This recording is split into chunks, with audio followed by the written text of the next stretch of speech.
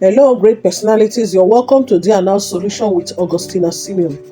And today's solution topic will be we're talking on the part B of contentment in wealth creation, the power of contentment in wealth creation.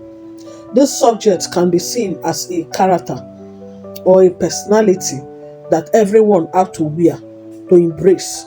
It cannot be overemphasized or looked down on or overlooked in the journey of life of a believer, aspiring or craving toward becoming rich or wealthy. So it's very important for everyone to embrace this principle.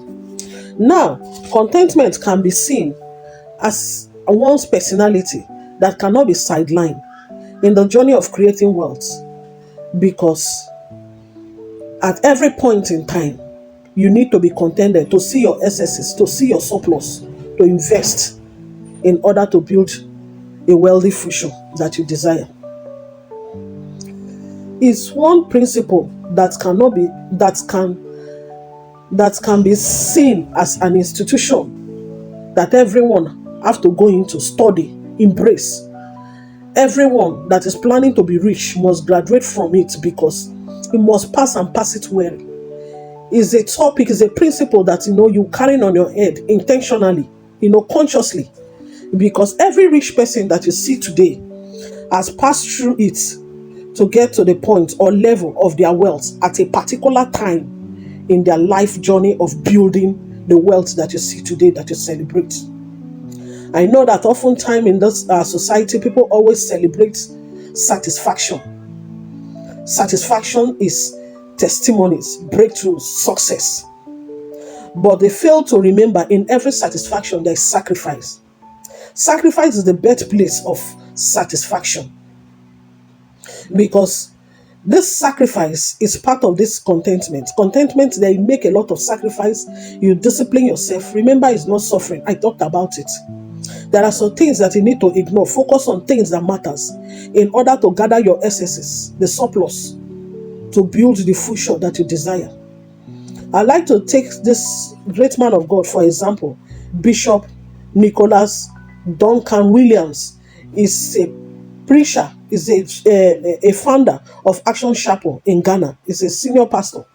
He said there was a time that right now in his life right now, in the new phase of life, he said there was a time when he think back, there are some things that he was praying for that God did not give him. Even today, as in his life today now, he's thanking God that God did not give him, because that thing would have destroyed him, would have pulled him out of his purpose, pulled him out of his ministry. Why? Because then he said there was a time that every preacher is like limousine was invoked. If you don't buy limousine, it's as if you're this, everybody was into it.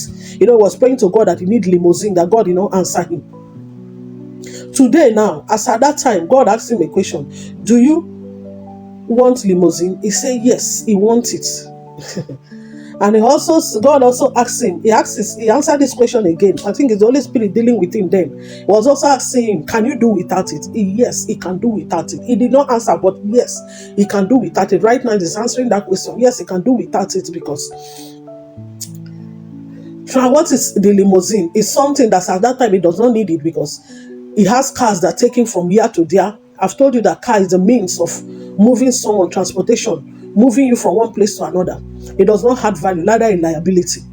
Now, those limousine, they might, if if you do not have that self-discipline, be contented at that particular time, the money that he would have used to buy the limousine, putting pressure on people, on himself, or the church, or doing all manner of things, begin to preach things outside his purpose, is in line with God's plans for his life, in order to collect money from people to buy car, limousine, and tomorrow it will spoil, and you may not have way, I maybe have accident or whatever, that you may not even fix. It's a whole lot of waste. Remember, God promised us to supply, as the great God He is that owns everything, all the wealth, the gold, everything. He has it at the tip of His finger, that He can pick it to comfort. He promised us our needs and not wants.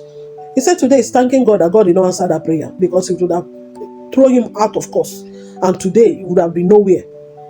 He said today now, those cars are coming to him, not in his pocket, with gift, as birthday gift, as free gift to him, in diverse ways, that he did not have to pray or class, because this is the right time for him to enjoy those things, even in their modest form, in their modernized form, level and ways. He also said that, I think one of his birthdays, someone gifted him a watch, and they told him that the watch is worth billions. He said, what is it, time watch of billions? What billions of dollars and thousands of dollars, I mean billions of dollars. And when he change it, millions of dollars. And when he change it, run into billions. When he has project, poor people are there, maybe he has a foundation to cater for church things, members, family, kingdom project. He said they should sell him off. How many people knows that he's wearing that kind of watch? A watch that tomorrow maybe someone will pick it up and that one will vanish, or the watch will spoil, and at the end of the day it will lose value. He said they should change it. He used the money to do things that are necessary. What will know? What if they cut off his hand because of things? People are funny. They can do all manner. The devil can pass through anybody to do anything. That is it. So God focuses on our wants, and also you can leverage, embrace this principle of contentment per time. It does not mean suffering. Contentment is the sure way to shut the door of waste that creates and promote poverty, emptiness, lack, and want. Yes, if you embrace it, it will close the door to all those lack and want, because you find out that you are happy in every level you are, and you have surplus to invest. So you always have you meeting your program, your basic needs, you and your family, you're okay. You're already in your wealthy place, and invest for future purpose to build social security and also financial freedom. Contentment per time prevents you from borrowing and gives you the power to plan with whatever you have. It saves you from borrowing, from begging, from debt. You are free from it because you're contented when you have your basic needs. And that is why I said we can all leverage on this principle in order to build wealth. You will see that you have excesses more than enough to build. You are not now sitting down waiting for bigger breaks to come, or manna to fall down from heaven, or one kind breakthrough, 1 billion to a bag of money, angel to come and drop one bag of money. No. You will see that your eyes will now open to see your excesses. Save them up, gather them. You will now buy also, oh God, subject yourself to discipline in order to save those things that are calling you. I want. The voices of want can be silenced. You can discipline yourself to ignore them. When you ignore them, they will leave you alone. And you begin to invest those things that you put on, that you waste on those wants, into things that are meaningful, to create a future for yourself. So contentment per time prevents you from borrowing and gives you the power to plan with what you have in order to create a future for yourself. Contentment does not mean suffering. I keep saying it. It does not mean because you're contented or does not mean suffering. You will suffer yourself because you want to build a future. What if you build that future? I have a teaching and all that. There are so many. So please glue to this forum. You keep hearing new things that will help you come out and face reality in order to build a future for yourself, so that none will be a liability. It opens your eyes. It's not suffering, but it's only contentment. It opens your eyes to rock any level or season that you find yourself with joy, with peace, with comfort. And it also gives you the opportunity to plan and create ways to enter into your next phase or level of life, which is your wealthy place. I often said there are people already enjoying in their wealthy place. Egypt is a state in a man's life, so also the promised land. You might be in the Egypt of poverty, lack and want, struggle, emptiness. My dear, if you embrace this principle, we know that nobody is doing you licking pockets, or one person has used your money to do. They put basket in your hand, all manner of things. Begin to pray all manner of prayer, wasting time and energy for things that are not relevant. Instead of whether the devil blindfolded the eyes of men to focus on things that are not relevant, instead of focusing on things that will help you improve, grow, to excel. So you see that you pray less when you know you pray the right prayers that needed in your life at a particular time. So that your prayers will not be noise making. Rather, God is there to answer prayers of His children, wise prayers that will make them stand out, because we are all created for His glory. It does not give God joy to see us be in demotion, in shame, in lack and want, in poverty. Yes, He has paid the price for us, took away our poverty and given us riches.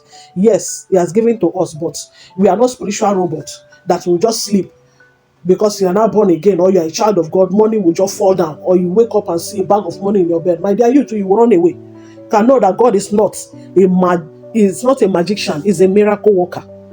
He partnered with us. He worked with us. He did not work for us. There are a place that when we do our own part, He do His own part. That is how it is. There is no fruit in anything of good comes with cost. I keep emphasizing it. So it's of important for everyone to embrace this principle of contentment part time, because it will help you find joy, peace, and comfort in any level that you find yourself. Because I said, creating of wealth, if wealth can be defined, if you can meet your basic needs and have surplus for investment without being in debt or borrowing of any kind, that means you're already a wealthy person. That is in phases. From one level, you move to the next level.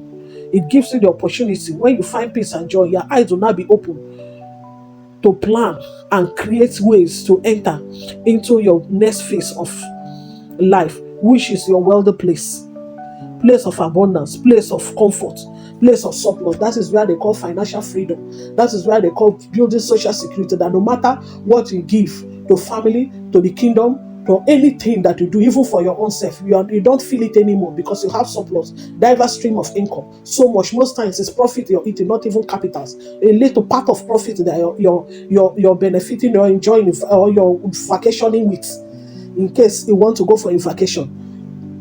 I believe God has used this ones to open our eyes, many are understanding this solution is what many people need to break out of where they are, difficulty they are going through in their business career, in that place of difficulty, into their next level. Thank you all for receiving the solution and putting them to practice to be in their next level of breakthroughs and testimonies. I'd like to introduce our next topic to us. Our next solution topic will be on ways to break free from idleness. Yes, the real way to break free from it. There is a real way to break free from idleness. It's not just some people's normal defining will say how to break free from idleness is to get employed or get busy. It can be busy doing nothing. If you are not busy in the right way, it all ends in futility.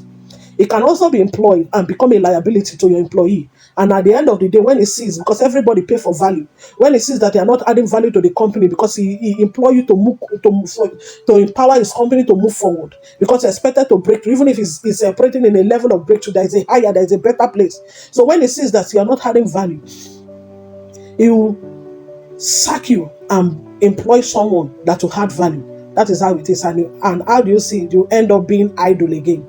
So let us all gather in our next donation topic to see the real way to be free from idleness. See you, because there is idleness everywhere, and there are different kind of idleness. We'll all discuss that. It's top secret. You have to know it in order to break free from where you are into your next level. God bless you. See you all in our next solution.